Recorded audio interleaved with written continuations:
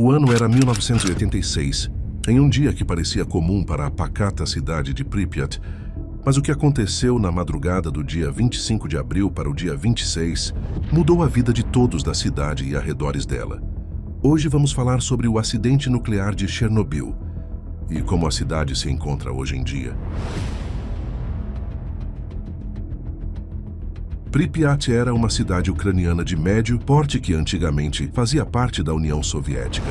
Fundada em 1970, ela foi planejada para abrigar os trabalhadores da usina nuclear de Chernobyl, ou como era chamada antes, Vladimir Lenin. Ela tinha cerca de 50 mil habitantes. Seus moradores eram jovens trabalhadores. Pripyat ficava a apenas 3 quilômetros da usina. Ela possuía escolas, hospitais, cinemas e centros de lazer, incluindo o famoso parque de diversões com a roda gigante. Pripyat era conhecida por ser a cidade modelo da época, sendo carinhosamente conhecida como a Cidade da Esperança. A usina nuclear de Chernobyl, também fundada em 1970, possuía 4 reatores nucleares do tipo RBMK, um modelo soviético, sendo o primeiro reator acabou entrando em operação somente em 1977. A energia produzida abastecia grande parte da Ucrânia soviética. A usina, considerada um símbolo de poder e supremacia tecnológica, industrial e científica da União Soviética. Mas no dia 26 de abril de 1986, tudo mudou. Um dia antes, no dia 25 de abril, um teste de segurança estava marcado para acontecer na usina.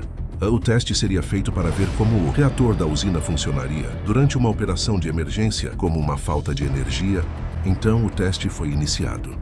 Porém, vários protocolos de segurança foram ignorados durante esse teste, e vários erros foram cometidos. Um dos principais erros desse desastre se deu ao como é conhecido coeficiente de vazio positivo, no qual o refrigerante, que no caso usavam água, fervia e virava vapor. A reação nuclear aumentava em vez de diminuir, gerando mais calor. Outro erro foi o desligamento de emergência da usina. Uma opção de emergência que na teoria iria funcionar, mas a realidade foi outra. A usina possuía barras de controle, com a função de absorver nêutrons e regular a potência do núcleo do reator, porém suas pontas eram de grafite com extensões de boro. No desligamento repentino, as barras foram inseridas no reator superaquecido. Então o grafite gerou um pico de aumento extremo na potência do reator muito grande, antes que o boro pudesse absorver os nêutrons.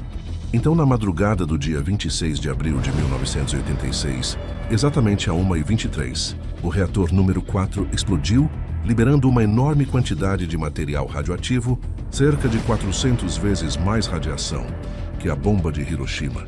A explosão foi tão grande que era possível ver de toda a cidade de Pripyat. Bombeiros foram chamados para ir até o local. Porém, eles foram chamados para o que seria apenas um incêndio. Porém, era muito pior do que um incêndio. Cerca de 190 bombeiros foram até o local. E muitos bombeiros acabaram entrando em contato direto com a radiação, ocasionando em sequelas permanentes em alguns e até mesmo a morte de outros. Apesar de toda a gravidade da explosão da usina, Pripyat só começou a ser evacuada 36 horas depois da explosão. O governo soviético enviou mais de 1.200 ônibus para evacuar a cidade. A população da cidade foi orientada a não levar seus pertences, pois foi informada de que se tratava de uma evacuação temporária, que acabaram tendo que abandonar alimentos e animais domésticos. Detectores de radiação acusavam altos níveis de radiação por grande parte da Europa, e em cerca de 10 dias a radiação já tinha se espalhado por áreas do mundo inteiro, como Japão e Estados Unidos. Na manhã do dia 27 de abril de 1986, helicópteros foram enviados até a usina com a missão de conter a radiação. Então foram utilizadas uma mistura de areia e boro no reator. A missão era desafiadora, pois eles não poderiam ficar muito tempo próximos do reator.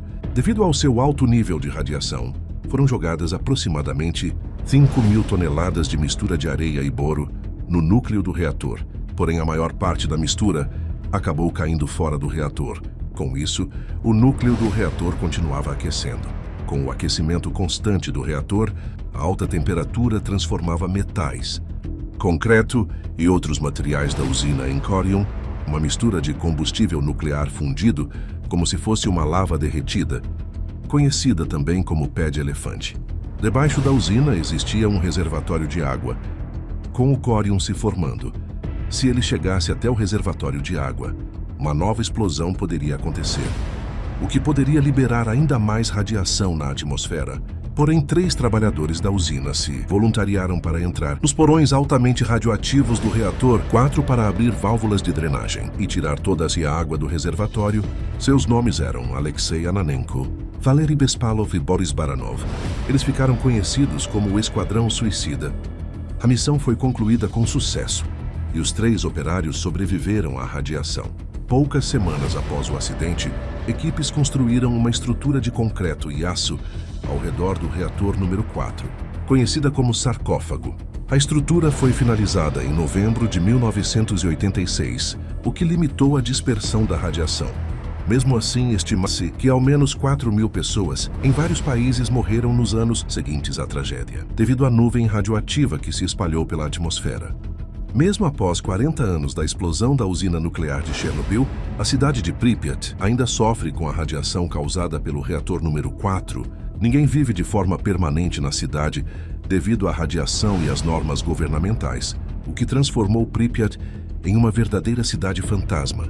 Hoje, Pripyat se encontra apenas as ruínas dos prédios e casas abandonadas, com bastante mato e vegetação tomando conta da cidade e os animais selvagens que foram contaminados pela radiação. A cidade pode ser visitada por turistas, mas apenas com autorização oficial e um guia credenciado. Hoje, Pripyat é uma cidade abandonada e desabitada, restando apenas ruínas e lembranças da vida que existia antes de 1986. Ninguém vive lá como antes, exceto trabalho esporádico de equipes autorizadas e pesquisadores na área. Se você gostou desse vídeo, clique no gostei, comente, compartilhe e não esqueça de se inscrever no canal.